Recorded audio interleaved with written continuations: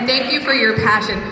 Anyone who has worked with Make the Challenge and worked with us has heard us talk about the widely held myth that young people are apathetic. And we like to remind everyone that that is not true. Our young people are not apathetic, they're uninvited. And the passion we just heard from Maya is showing us what happens when we invite our young people to use their voices. Thank you so, so much.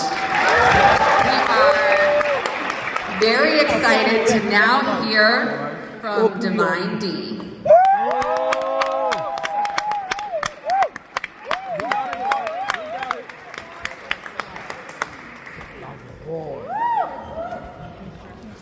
Big Mom.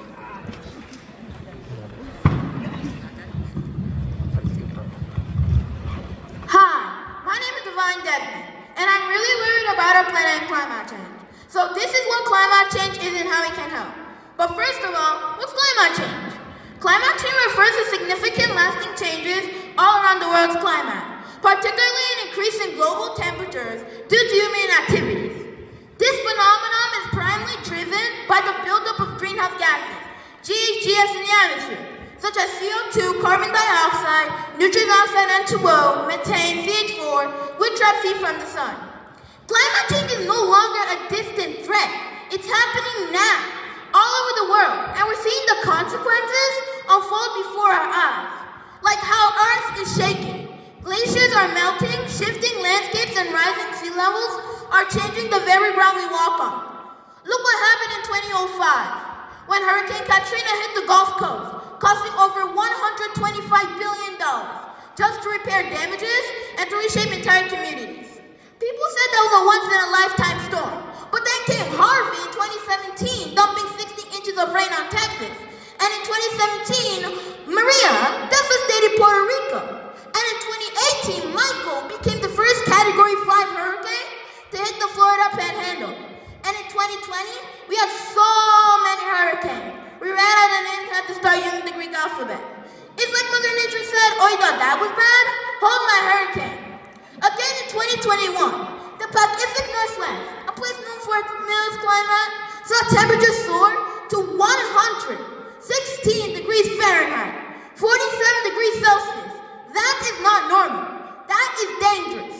People who live in places like Oregon and Washington, where air conditioning isn't common, they suffer through record-breaking heat, and that claims hundreds of lives. In 2022, Europe had its hottest summer recorded in history, with wildfires ranging from Spain to Greece. And in 2023, China reported some of its highest temperatures ever, with heat waves lasting for weeks. Again in 2023, Canada had one of its most devastating wildfire seasons ever.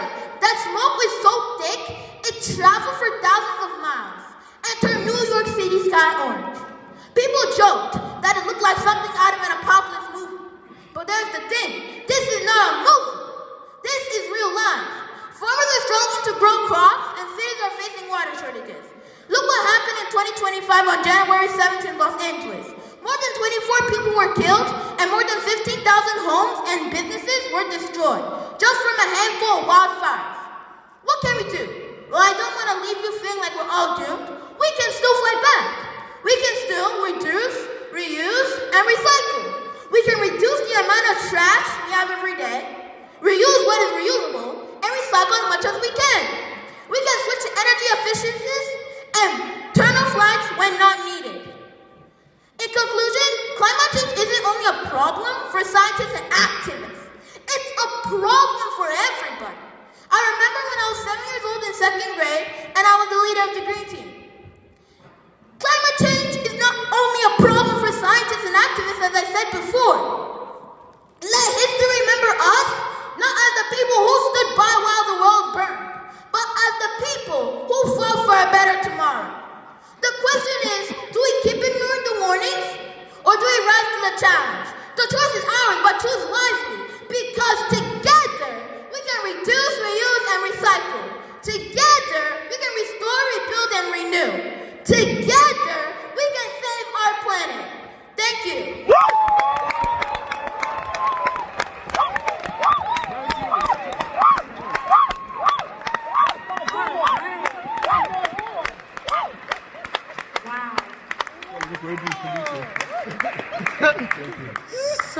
just want to let you all know, our first speaker, Samaya, is in 2nd grade. Divine, 3rd grade. So let's not underestimate our youngest speakers. They have something very, very important to share with us, and I'm so honored to get to showcase their voices here tonight.